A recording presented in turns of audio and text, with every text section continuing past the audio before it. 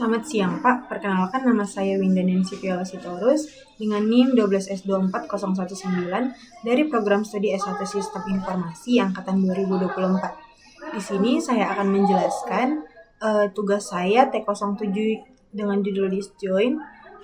Di sini saya akan menjelaskan yang sudah saya kerjakan pada tugas kali ini. Pada tugas terstruktur kali ini, Anda akan melakukan analisis kembali terhadap studi kasus akademik simulator, serta mengembangkan sebuah fitur tambahan. Rethinking akademik driver 1 dengan nilai 100. Bila diperhatikan, terdapat sebuah persoalan dari studi kasus akademik simulator yaitu robustness. Perhatikan ilustrasi berikut. Dalam operasional kegiatan akademik, 1 tahun akademik diselenggarakan dalam 2 semester reguler, out, dan event. Dalam sebuah semester, antara short, dalam 1 semester dapat dilaksanakan lebih dari 1 mata kuliah dan setiap mata kuliah dapat diikuti oleh sekumpulan mahasiswa.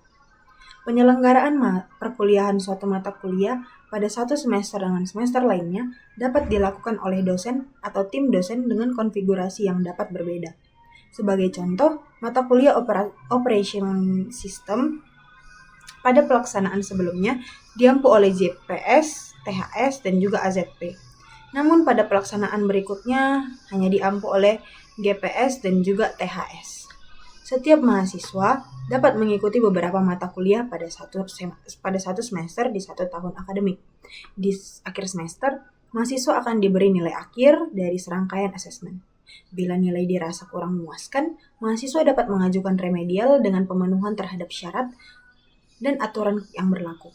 Bila nilai akhir dirasa masih kurang memuaskan, mahasiswa dapat mengambil kembali mata kuliah tersebut pada semester yang mendatang. Bila hal di atas dapat diantisipasi dengan baik, maka solusi dapat menyajikan sejarah pelaksanaan perkuliahan atau course history, mulai dari semester dan tahun akademik di mana mata kuliah tersedia untuk pertama kali hingga periode terakhir. Lebih lanjut, untuk setiap periode juga dapat disajikan daftar mahasiswa atau enrollment yang mengikutinya beserta prestasi atau grade yang diraihnya. Di mana disjoin itu ada? Nah, pada studi kasus sebelumnya, belum secara jelas dijabarkan mengenai relasi antara mata kuliah dan periode pelaksanaannya pada 1 semester di 1 tahun akademik serta kemungkinan perbedaan konfigurasi pengampunya. Hal ini berpotensi pada inkonsistensi solusi. Sebagai contoh, mata kuliah Al-Struded dibuka setiap tahun akademik pada semester ganjil atau odd. Pada tahun akademik 2021-2022, mata kuliah ini diampu oleh GPS dan juga THS. Tahun akademik mendatang mata kuliah ini masih dibuka, namun bisa saja oleh pengampu yang berbeda. Perhatikan solusi Anda. Pada solusi yang baik, seharusnya situasi ini tidak mengakibatkan perubahan pada data pelaksanaan mata kuliah di tahun akademik sebelumnya. What should be changed? Nah, berikut adalah daftar operasi yang diperlukan pada solusi. Yang pertama, kita harus menambah data dosen atau lecture. Dengan fitur ini telah dikembangkan dan tidak ada perubahan yang perlu ditambahkan. Nah, yang kedua, menambahkan data mahasiswa atau student. Fitur ini telah dikembangkan dan tidak ada perubahan yang perlu dilakukan. Yang ketiga, menampilkan data mahasiswa secara rinci atau student detail. Fitur ini telah dikembangkan dan tidak ada perubahan yang perlu dilakukan. Yang keempat, menambah data mata kuliah atau course. Fitur ini telah dikembangkan, namun perlu dilakukan perubahan, yaitu dengan tidak menyertakan tahun akademik, semester pelaksanaan, serta dosen pengampu. Yang kelima, menambah data periode pelaksanaan perkuliahan atau course opening, di mana sebuah periode pelaksanaan perkuliahan pada dasarnya merupakan jawaban dari persoalan yang ditemukan pada awal tugas ini. Yang keenam, menambah data dari pengambilan mata kuliah atau enrollment. Dengan fitur ini telah dikembangkan sebelumnya, namun perlu dilakukan perubahan relasi. Sebelumnya, relasi dilakukan dengan mata kuliah atau course dan kini dengan periode pelaksanaan perkuliahan atau course opening.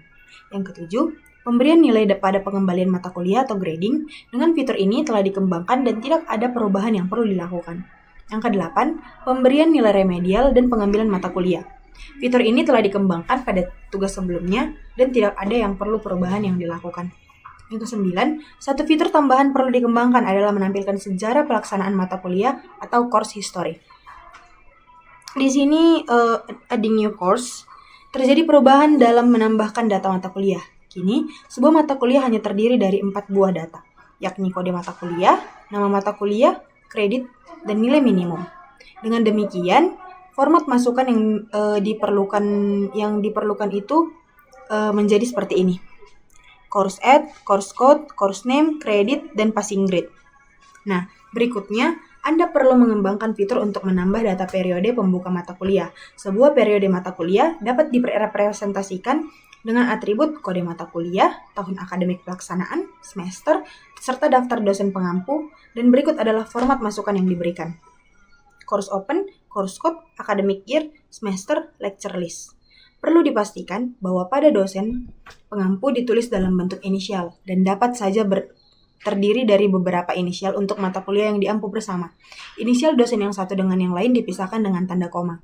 Dan pembuka mata kuliah hanya dapat dilakukan bila mata kuliah dan dosen terkait sudah terlebih dahulu terdaftar pada simulator. Fitur ini digunakan untuk menampilkan sejarah pelaksanaan, yang course history atau fitur yang baru akan kita buat. Untuk menampilkan sejarah pelaksanaan suatu mata kuliah, diurutkan mulai dari pertama kali dibuka. Pada fitur ini juga ditampilkan daftar mahasiswa beserta prestasi yang telah dicapainya pada suatu periode pelaksanaan tertentu. Berikut adalah format perintah yang diberikan: course history, course code, dan juga ini adalah contoh inputnya. Lalu ini adalah contoh outputnya. Di sini nanti sudah diberikan sesuai apa yang diminta oleh soal, yaitu contohnya ini. Ini kan nama lecture-nya, lecture add. Terus tuh kode mata kuliah, nama mata kuliahnya ini dasar sistem informasi. Terus ini GPA-nya, ini grade-nya.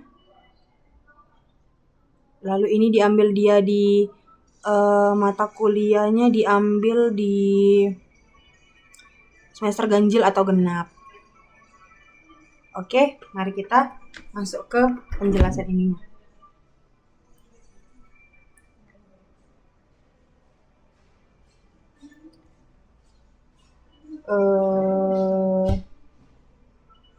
Jadi kan pada implementasi sebelumnya, yaitu relasi antara mata kuliah atau source, semester pelaksanaannya, dan dosen pengampu kan tidak dipetakan dengan baik.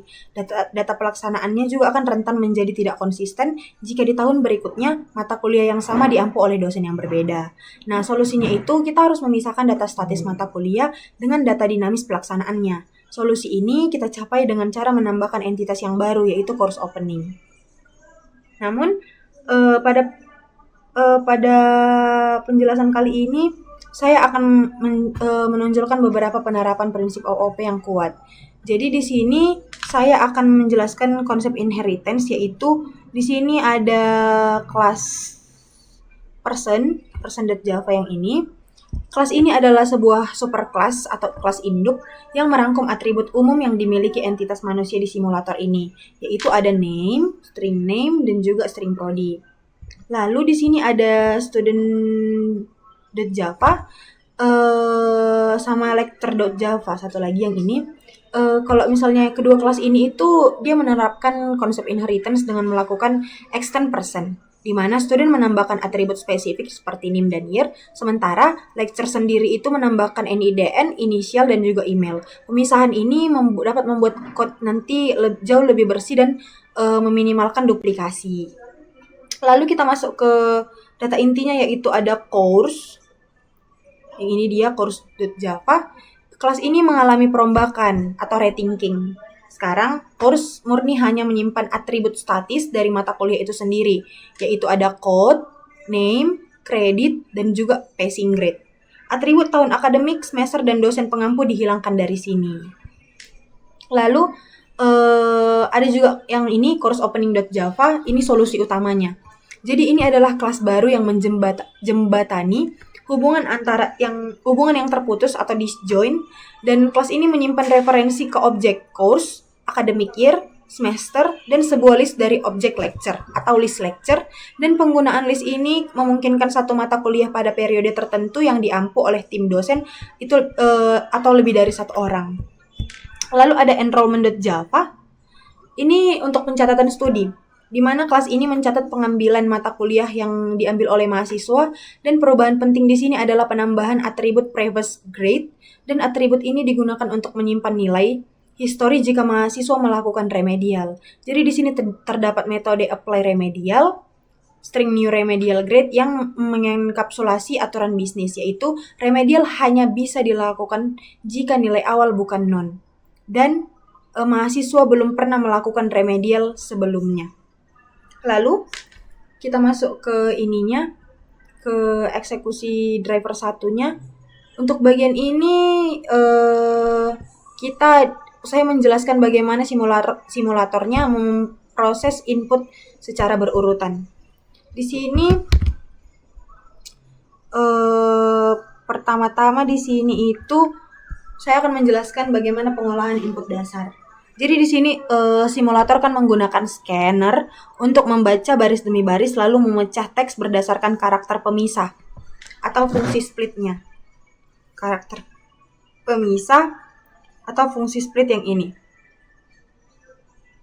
Lalu ketika perintah ini dipanggil, sistem tidak akan sekedar membuat objek baru, namun sistem akan mencari objek course yang sesuai, memecah string inisial dosen berdasarkan koma, dan mencocokkannya dengan objek lecture yang ada, dan hanya membuat course opening jika tidak ada duplikasi data. Lalu logika enrollment add-nya itu di sini enrollment add-nya itu dia akan divalidasi semakin ketat. Jadi sistem harus memastikan mahasiswa terdaftar dan kelas itu benar-benar dibuka pada tahun dan semester yang diminta sebelum mendaftarkan entry. Lalu logika student details-nya itu untuk menghitung IPK mahasiswa agar akurat. Jika mahasiswa mengulang kelas, kode ini menggunakan hash map atau map string enrollment. Lalu yang let's enrollment for course itu untuk memfilter dan hanya mengambil nilai dari pengambilan semester yang paling akhir dari setiap mata kuliah. Lalu ada fitur yang baru, yaitu fitur course history. Ini adalah implementasi terkompleks. Jadi sistem akan mengumpulkan semua course opening dari mata kuliah tersebut, lalu mengurutkannya dengan menggunakan antarmuka komparator, di mana pengurutan tahap pertama berdasarkan tipe semester dengan membuat urutan custom, out 1 dan event 2 short 3, dan menggunakan helper method get semester order. Dan pengurutan tahap kedua itu jika semesternya sama diurutkan berdasarkan academic year. Setelah berurut, sistem akan mencetak details kelas beserta dasar mahasiswa dan nilainya. Ini termasuk nilai sebelum remedial jika ada secara hierarkis. Dengan memecah penjelasan menjadi ini 3 bagian ini, sepertinya sudah cukup jelas dan sudah memenuhi seluruh kriteria yang diminta oleh soalnya. Baik, kita akan coba untuk compile hasil dari pekerjaan saya kali ini.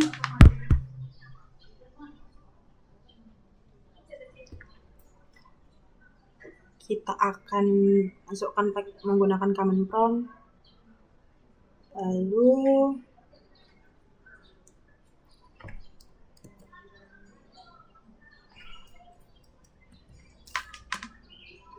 ini dia.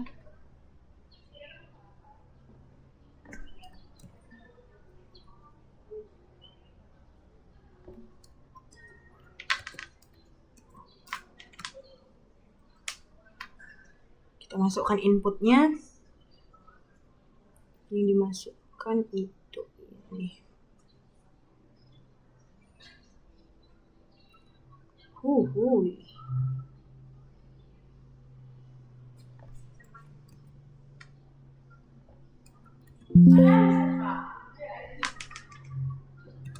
Nah, sudah sesuai dengan apa yang diminta oleh soalnya. Di sini